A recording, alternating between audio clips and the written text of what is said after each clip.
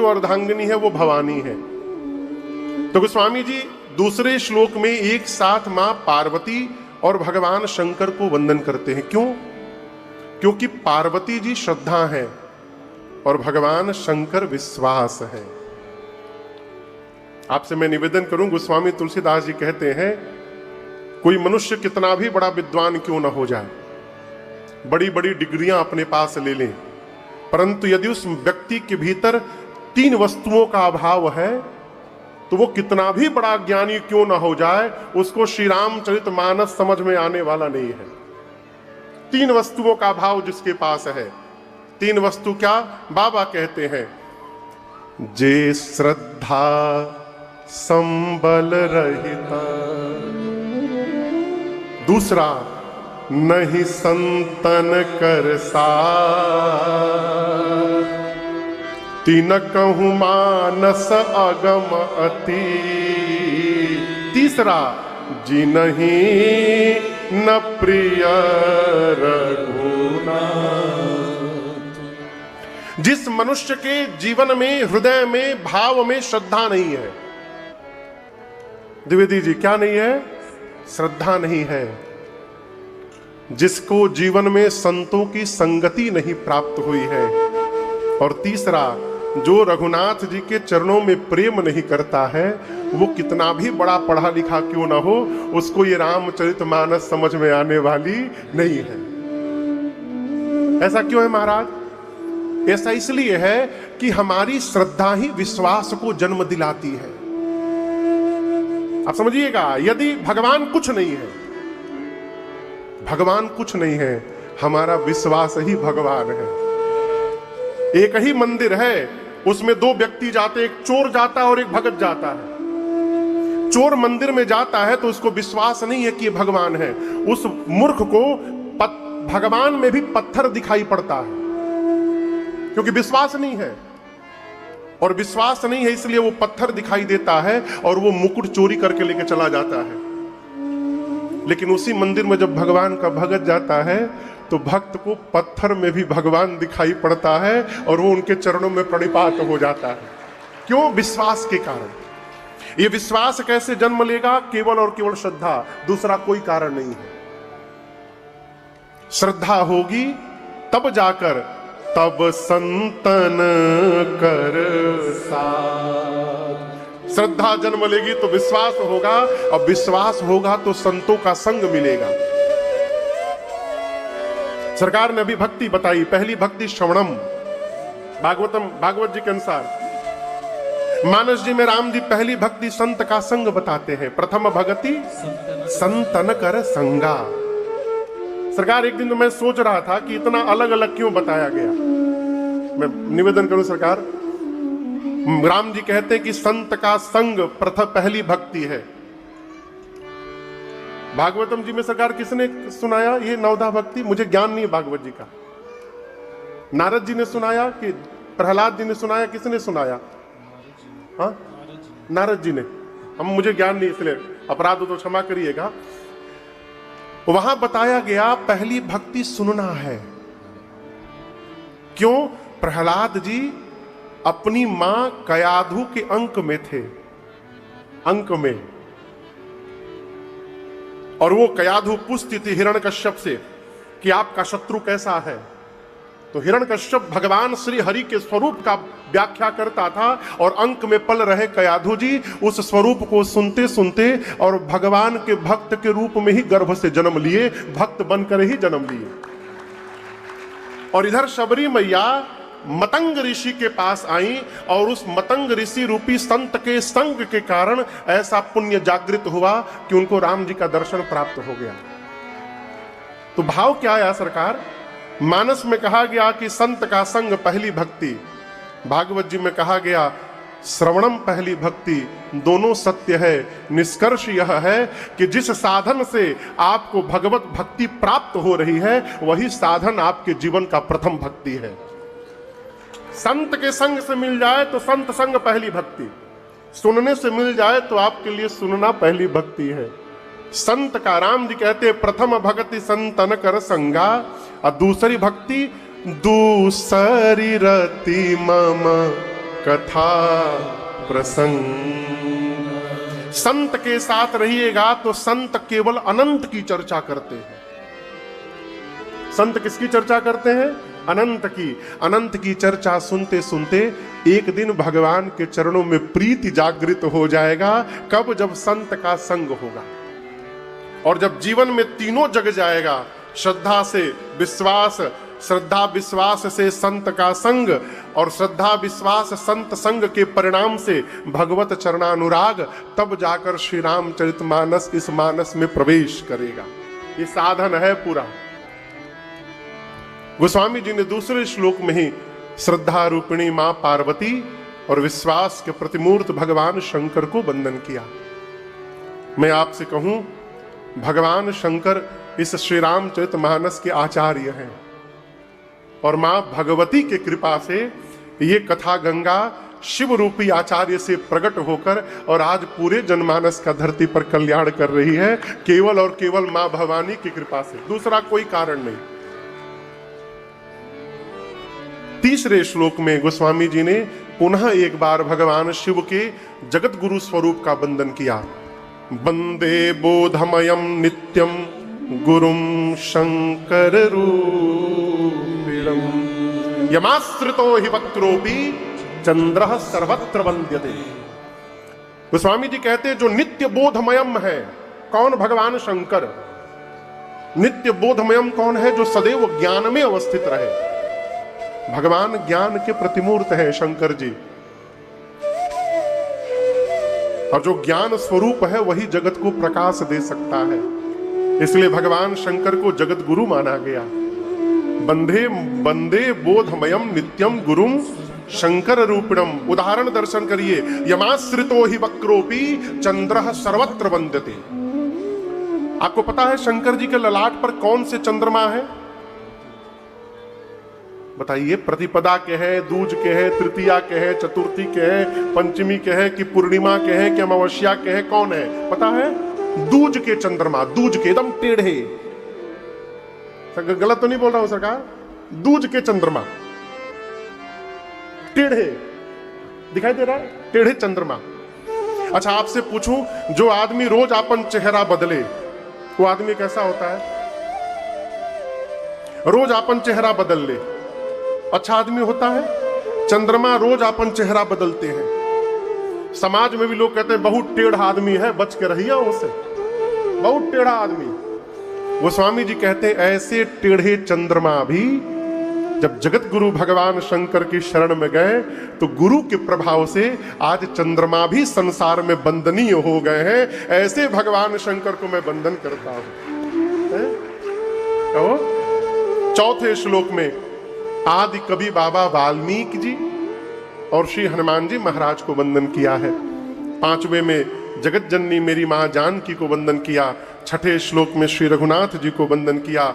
और सातवें श्लोक में अभी अभी सरकार कह रहे थे वेद मत सोधि सोधि सोधि के पुराण सब, अभी सरकार जो कह रहे थे इसी भाव को गोस्वामी जी लिखते हैं। मैंने इस मानस की रचना कैसे की? बाबा कहते हैं नाना पुराण निगमागम सम्मतम यद रामायणे निगदितम क्वचिदन्यतो। नाना पुराण, चारों वेद, 6 शास्त्र, सारे उपनिषद, और इसके बाद रामायणे निगदितम क्वचिदन्यतोपि, जितने रामायण है इन सभी शास्त्रों के धर्म ग्रंथों के सारांश को निचोड़ करके और मैंने श्री रामचरितमानस में भर दिया है। ये श्लोक कहता है हम चाहे आप केवल रामचरितमानस को भी यदि पढ़ने का स्वभाव बना ले तो सभी ग्रंथों के पढ़ने का फल स्वतः प्राप्त हो जाएगा। इसमें लेश मात्र का भी लेकिन संशय नहीं है। क्यों रचना की? आपको कल सुनाया, स्वंतः सुखाय तुलसी रघुनाथ गाथा भाषा निबंध मतिमन जुलमातनो। स्वंतः सुखाय तुलसी रघुनाथ गाथा, अपने अंतःकरण को सुख देने के लिए। हमारे पूज्यपाद गुरुदेव का भगवान कहते हैं स्व के कई अर्थ हैं। स्व मने आत्मा, स्व मने आत्मीय, स्वमने जाति स्वजाति है। गोस्वामी जी अपनी आत्मा को सुखी देने के लिए, अपने आत्मीय जनों को सुख देने के लिए, और तो कहें स्वजाति यानी संपूर्ण मनुष्य जाति को सुख देने के लिए गोस्वामी जी ने रामचरितमानस की रचना की है। 7 श्लोक के बाद बाबा ने पंच सोरठे में पंच देव की उपासना की है और इसके बाद वंदना क्रम प्रारंभ करते हैं। सबसे पहले गुरुदेव भगवान के चरण रज की वंदना की है। क्या होगा महाराज? गोस्वामी जी कहते हैं, आइए चौपाई पहले गुनगुनाते हैं। बंदाऊं गुरु पद पदुम परागा, बंदाऊं गुरु पद पदुम परागा, सुरुचि सुबास सरस अनुरागा,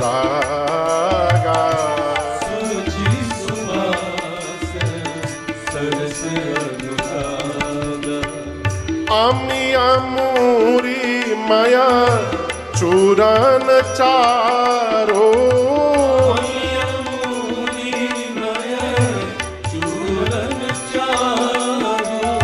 समन सकल भव रुज परिवारो,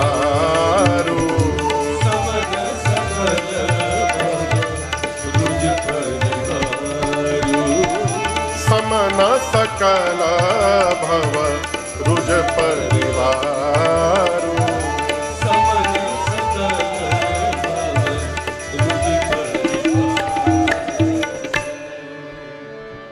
पूज्यपाद गोस्वामी तुलसीदास जी अपने गुरुदेव भगवान के श्री चरण में जो रज लगे हैं, रज समझते हैं ना द्विवेदी जी, धूल, उस धूल की वंदना करते हैं। चरण को तो छोड़िए, चरण में जो धूल है उसकी महिमा दर्शन करिए। क्या है? गोस्वामी जी कहते हैं, सुरुचि सुबास सरस अनुरागा, सुरुचि सुबास सरस। गुरुदेव भगवान के चरण में जो रज है, जो भी मनुष्य उस रज का सेवन करेगा उसके जीवन में 4 वस्तुएं अपने आप बढ़ेगी। पहली सुरुचि, रुचि माने चाह, चाह एक ही होती है लेकिन वो किस रूप में होती है उसका भाव अलग अलग हो जाता है। एक सुंदर रुचि और एक जो सुंदर न हो वो रुचि। एक ही साथ 2 भाई घर से बाहर निकलते हैं, एक की रुचि है मंदिर में जाने की और दूसरे की रुचि है मदिरालय में जाने की। चाह तो दोनों की है लेकिन एक की सुंदर रुचि है और दूसरे की सुंदर नहीं है। गुरु जी के चरण की रज, इसकी कृपा से जीव की रुचि सुंदर हो जाती है, सुरुचि। और अभी सरकार बोले कीर्ति यशस्य जीवती। हम सुगंध लगाकर समाज में घूम रहे, ये सुगंध नहीं है। हमारे महाराज श्री कहते हैं, बाबू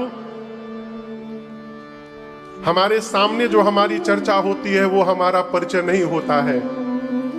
जब हम कहीं से जाकर लौट आते हैं और उसके बाद जो हमारी चर्चा होती है वो हमारा वास्तविक स्वरूप है। हम क्या छोड़ के आ रहे हैं। समाज के प्रति सुंदर कर्म हो जाए, यही पुष्प बनकर जीवन भर हमको, हमारे जीवन को सुगंधित करता रहेगा और समाज में सुगंध फैलाता रहेगा। ये सुबास है। ये सुबास कैसे जन्म लेगा? तो सुरुचि होगी तब। जैसी चाह होगी वैसा कर्म होगा, जैसा कर्म जैसी चाह होगी वैसा चित्त होगा। पहले जैसा चित्त होगा वैसा कर्म होगा, जैसा कर्म होगा वैसा चरित्र होगा, और जैसा चरित्र होगा समाज में वैसा हमारा चित्र होगा। ये पूरी कड़ी है, एक के बाद एक। सुरुचि, सुरुचि के बाद सुबास। और आपको बताऊं, जब सुरुचि और सुबास जीवन में आ जाएंगे तो जीवन सरस हो जाएगा। भगवान का स्वरूप रसो वैसा, भगवान स्वयं रस स्वरूप है। जीव सरस हो जाएगा और तब जाकर राम जी के चरणों में अनुराग जन्म लेगा। और राम जी इसी से मिलते हैं। द्विवेदी जी, 3 प्रेम है, 3 प्रेम है, राग, अनुराग और तीसरा वैराग। फिर से बोलिए, राग, दूसरा अनुराग, तीसरा वैराग। ये है का महाराज?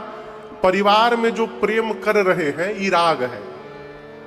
बेटा में, बेटी में, भाई में, बहन में, माई में, बाप में, ये राग है। इसी प्रकार का प्रेम जब भगवान के सगुण रूप में हो जाए उस प्रेम का नाम अनुराग है। सगुण रूप में। ये कैसे महाराज? उदाहरण दे रहा हूं। माताएं बैठी हैं घर में, यदि 2-3 महीने का बच्चा हो, 5 महीने का बच्चा हो, और यदि वो 2-3 घंटा दूध न पिए ना तो माताएं तड़पने लगती हैं, 2 घंटा से कुछ पिया नहीं है, भूख लगी होगी। यही बेचैनी जिस दिन भगवान के सगुण रूप में आ जाए, इसी प्रेम का नाम अनुराग है। इसी यही अनुराग है। ये भाव जग जाए। ऐसा भाव जगा है का? सबरे भगवान को भोग लगाने के बाद दिन भर याद आती है, भगवान को प्यास भी लगा होगा, 1 गिलास पानी पिला दिया जाए। नहीं जगा ना, इसका मतलब अनुराग नहीं जगा है। और यही प्रेम जब भगवान के सगुण रूप से निकलकर निराकार रूप में प्रवेश कर जाए तो उस प्रेम का नाम है वैराग। राग, अनुराग और बोलिए। अब मजे की बात दर्शन करिए, भगवान न राग से मिलते हैं न भगवान वैराग से मिलते हैं। ये मैं नहीं बोल रहा हूं, ये शंकर जी बोल रहे हैं। गरुण जी महाराज को क्या मिलही न रघुपति बिनु अनुराग। शिव सूत्र है, बिना अनुराग के भगवान मिलने वाले नहीं है। अनुराग चाहिए, कुछ ना करिए। जैसा प्रेम अपने को करते हैं वैसा ही प्रेम भगवान से करना प्रारंभ कर दीजिए, इसी शरीर में भगवत प्राप्ति हो जाएगी। ये अनुराग है। ये अनुराग कैसे जन्म होगा, लेगा जीवन में? केवल गुरु चरण की कृपा से, दूसरा कोई साधन नहीं है। गुरुदेव ने, गोस्वामी जी ने गुरु जी के चरण रज की वंदना की, ब्राह्मण समाज की वंदना की, संतों की वंदना की, गोस्वामी जी ने तो दुष्टों की भी वंदना की।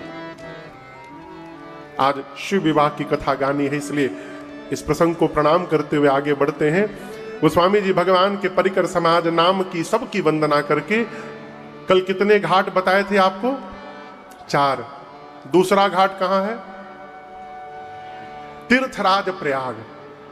गोस्वामी तुलसीदास जी कर्म का शरणागति घाट से कथा को लेकर कर्म कांड घाट तीर्थराज प्रयाग गए और कहते हैं, भरद्वाज मुनि बसहि प्रयागा, भरद्वाज मुनि बसहि प्रयागा, तिन्हि राम पद अति अनुरागा, तिन्हि राम पद अति अनुरागा,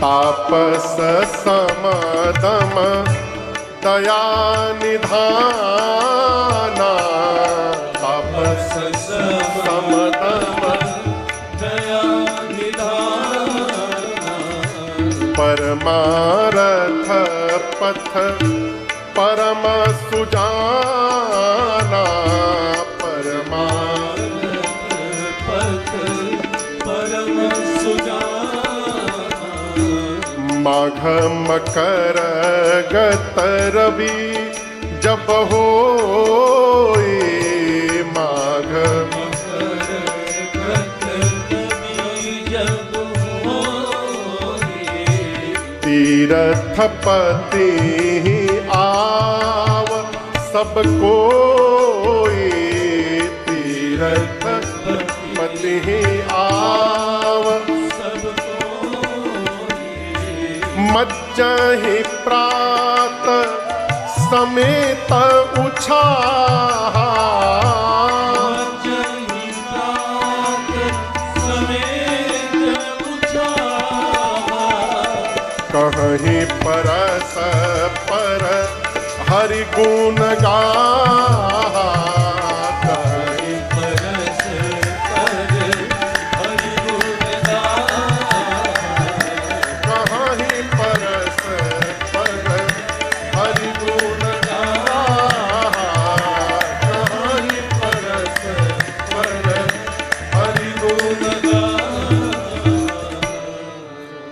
राज प्रयाग। जहां एक ऋषि रहते हैं उनका नाम है श्री भरद्वाज जी। परिचय क्या है इनका? तिन्हि राम पद अति अनुराग। ये परिचय नहीं दिया कि इनके 50 ठे आश्रम है, इतने बीघे जमीन है इनकी, ये परिचय नहीं दिया। क्या परिचय दिया? ये राम जी के चरणों में अनुराग नहीं रखते हैं, अति अनुराग रखते हैं, अति अनुराग। आप सबको पता है प्रयाग में प्रत्येक वर्ष मेला लगता है। कब लगता है?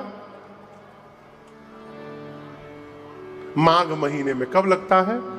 ये माघ महीना आवत कहिया है?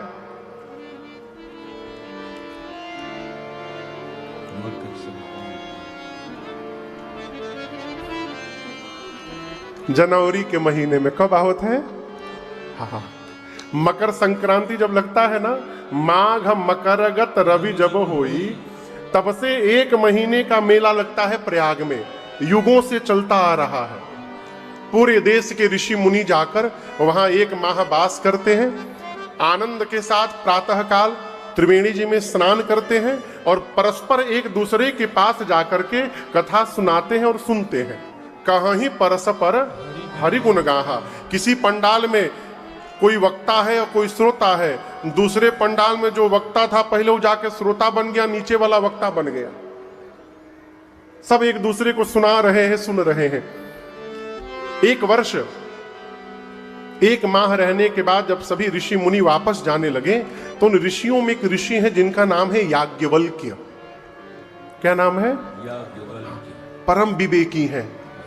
जब भरद्वाज जी से विदा लेने आए तो श्री भरद्वाज जी उनके चरणों को पकड़ लिए और कहे, प्रभु सब जा रहे हैं, आप न जाइए। आश्रम में लेकर गए, पांव पखारे, षोडशोपचार पूजन किए और बोले, प्रभु मेरे मन में एक संशय है और मैं जानता हूं कि मेरे संशय को आपको छोड़कर कोई दूर नहीं कर सकता। याज्ञवल्क्य ऋषि पूछे, आपको संशय है? क्या संशय है? आप भरद्वाज जी का संशय सुनिए, आपको भी हंसी आएगी। इतने बड़े ज्ञानी होकर कि इतनी छोटी बात नहीं मालूम इनको। प्रश्न क्या पूछते हैं प्रभु? राम कवन प्रभु पूछऊं तो ही। क्या प्रश्न किया? ये राम जी कौन है? क्या इस पूछी करगुआ गांव के जितने भी श्रोता हैं, आप में से कोई ऐसा है जिसको यह न मालूम हो कि राम जी कौन है? कोई है जिसको राम जी के बारे में नहीं मालूम? छोट लड़का भी बताएगा कि राम जी भगवान है। भरद्वाज जी कहते हैं, राम जी कौन है? एक राम जी को मैं भी जानता हूं, अयोध्या वाले महाराज दशरथ जी के पुत्र राम। उनकी कीर्ति 10 दिशा में विदित है। उनकी पत्नी का हरण हुआ, ऐसा क्रोध आया उनको, जाकर युद्ध में रावण को समाप्त कर दिए। याज्ञवल्क्य ऋषि पूछे, यदि जानते हैं तो पूछ क्यों रहे हैं? भरद्वाज जी बोले, प्रभु मेरा प्रश्न है, जिन राम जी को मैं जानता हूं, क्या भगवान शंकर भी उन्हीं राम जी का नाम जपते हैं कि शंकर जी वाले राम जी कोई और हैं? अब मैं जिनको जानता हूं ये कोई और है। ये दोनों एक ही है कि दोनों अलग अलग हैं? द्विवेदी जी आप बताइए, दोनों एक ही है कि अलग अलग है? जोर से बोलिए। एक ही है ना? तो क्या भरद्वाज जी को नहीं मालूम होगा? यही चतुराई है। देखिए, 2 प्रकार के जीव जगत में है। एक जो भगत है वो, और दूसरा जो भगत नहीं है वो। परिचय कैसे होगा कौन भक्त है कौन भक्त नहीं है? स्वरूप से नहीं पहचान पाइएगा आप, धोखा हो जाएगा। भगत कौन महाराज? भक्त वही जो समाज में कोई चर्चा करे तो उस चर्चा के बीच से भगवान की चर्चा प्रारंभ हो जाए, ये भक्त का लक्षण है। वो कोई बात प्रारंभ करे तो वो बात घूमते घूमते भगवान तक पहुंच जाए। और जो भगत नहीं है उसको भगवान के सत्संग में भी लाकर बिठाइएगा तो ऐसी चर्चा छेड़ देगा कि कथा रुक जाएगी और जगत की चर्चा प्रारंभ हो जाएगी। भरद्वाज जी के प्रश्न को सुनकर याज्ञवल्क्य ऋषि मुस्कुराए। बाबा कहते हैं, जाग बलि का बोले मुस्काए, जाग अधिक बोले मुस्काए। तुम ही विदित रघुपति प्रभुताए, वही विदित रघुपति प्रभुताई। राम भगत तुम मन क्रम बानी, राम भगत तुम मन क्रम बानी। चतुराई तुम्हार मैं जानी, चतुराई तुम्हारी मैं जान गया। चाहू सुने राम गुण गूढ़ा, चाहू सुने राम गुण गुण। इसलिए किन्हें हूँ प्रश्न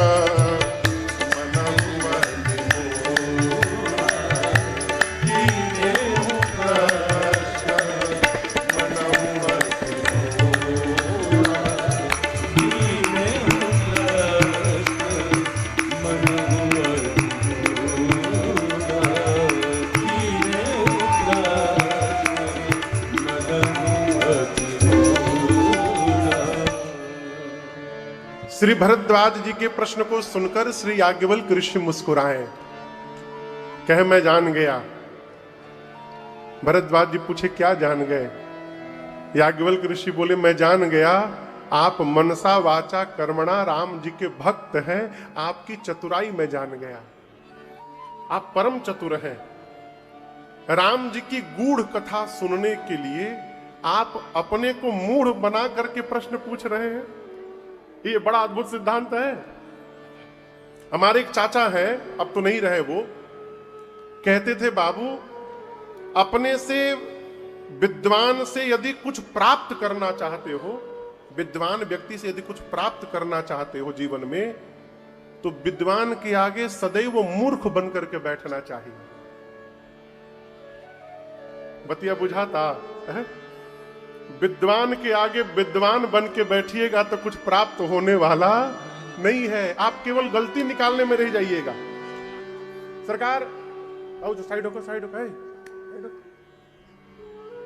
सरकार एक जगह हम कथा गा रहे थे, तो कथा के बाद एक बाबूजी आए डायरी पेन लेके, बोले महाराज 3 घंटे में आप 9 ठे गलत शब्द बोले हैं आज। हमने क्या? हाँ, वो बकायदे पूरा लिस्ट बनाए थे। तो अब वो बोले तो हमको हंसी आ गई। बोले हंसे क्यों? हमें बाबूजी अमृत बही रहा था वहां पे, और आज अमृत छोड़ के गलती ढूंढने में 3 घंटा अपन बर्बाद कर दिए। हम आपको क्या कहें? ये कथा कहती है, याज्ञवल्क्य ऋषि बोले आप राम जी की गूढ़ कथा सुनने के लिए स्वयं को मूढ़ बना करके प्रश्न कर रहे हैं, ये आपकी चतुराई है। और आपकी चतुराई मैं समझ गया। मैं अवश्य सुनाऊंगा आपको कथा, लेकिन उस कथा के पहले एक दूसरी कथा सुनाता हूं। और याज्ञवल्क्य ऋषि कथा को लेकर त्रेता युग में गए। किस युग में? त्रेता युग। जोर से बोलिए, बीच में बोला करिए, इससे हमको भी पता चलेगा कितने लोग सुन रहे हैं, कितने लोग समाधि में हैं। कथा में समाधि भी बड़ी अच्छी लगती है। एक लोग कथा में गए तो बगल वाले से बोले देखो हम 5 मिनट से अधिक बर्दाश्त नहीं कर पाते हैं। तो उसने कहा इसका क्या मतलब? मैं कथा सुनते समाधि में चला जाता हूं, तो जैसे समाधि में जाऊं हमको हिला करके बाहर ले आना। तो वो पूछा कि हमको कैसे पता चलेगा आप समाधि में चले गए? बोले आपको नहीं, अगल बगल सबको पता चलेगा, नाक बजने लगेगा मेरा। किस युग में कथा को लेकर गए? अभी ये बोले हैं जोर से बोलने के लिए, त्रेता युग में।